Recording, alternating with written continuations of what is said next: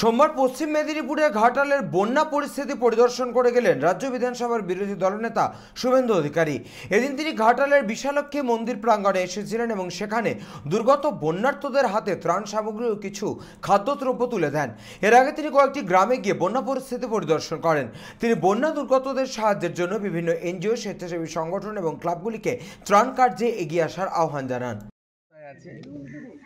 আমি অনুরোধ করব বিভিন্ন এনজিও সেবা প্রতিষ্ঠান তারাও একটু গ্রামের ভিতরে এসে রিলিফের কাজ করবে, কারণ আমাদের রিলিফ কাজ করার সীমাবদ্ধতা আছে। আমরা সরকার তার মধ্যে আজকে নিয়ে 4 দিন আমরা দাসপুর ঘাটালে প্রায় 7-8 হাজার করে মানুষকে রান্না করা খাওয়ার দিয়েছি।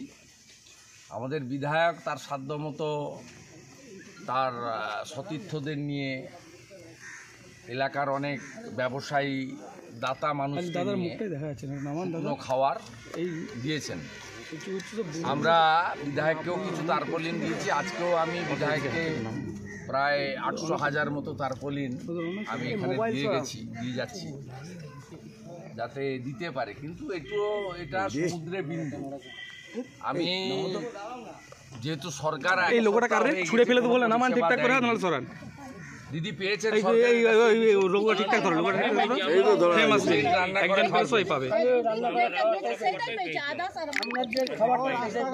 না, এটা আমারও তার নয়, অন্য আমি বলছি যে আমি আপনারা আসুন, প্ল্যানের কাজে সবাই সাহায্য করুন।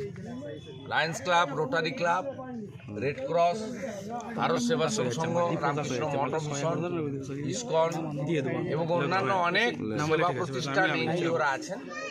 তাদেরকে বলবো তারা নিজেদের উদ্যোগে ঘাটালের বিভিন্ন প্রান্তে তাদের পরিষেবা দেওয়া দরকার আছে। বিশেষ করে ঘাটালের গ্রামীণ এলাকাগুলিতে খানাকুল 2 নম্বর ব্লক এবং খানাকুল 1 নম্বর ব্লকের প্রত্যন্ত এলাকাগুলিতে যেখানে এখনও ডিঙ্গি নৌকো বা এনডিআরএফের বোট ছাড়া অন্য কোনো ব্যবস্থা দিয়ে যাতায়াত করা যাচ্ছে না। এবং সবচেয়ে বড় কথা হচ্ছে বেবি ফুড এবং গোখাদ্য। গবাদি পশুগুলো 5-6 দিন কিছু পায়নি, অতএব এটাও সকলের দেখা উচিত। আর আমি বিরোধী দলনেতা হিসেবে নই, এই মানুষের মুখ থেকে শুনুন সরকার কিছু করেনি এদের জন্য। আজকে 1 সপ্তাহ হয়ে গেল কিছু করেনি। আমি আসছি শুনে খানিকটা দূরে দেখলাম পুলিশ কিছু শুকনো চিড়া আর গুড় দিচ্ছে। কত হবে? 70 টাকার প্যাকেট। আমি যাওয়ার সময় যদি মনে করে ঘাটাল থানায় এর থেকে বেশি চাঁদা দিয়ে যাবো ওদের। দাদা মাস্টার প্ল্যানের ভবিষ্যৎ কি? দাদা মাস্টার প্ল্যানের ভবিষ্যৎ কি? দেবনে बोला কাল সেন্ট্রাল গভর্নমেন্ট और স্টেট গভর্নমেন্ট एक साथ कम। পশ্চিম মেদিনীপুর থেকে সুদীপ নন্দীর রিপোর্ট, চ্যানেল 24/7।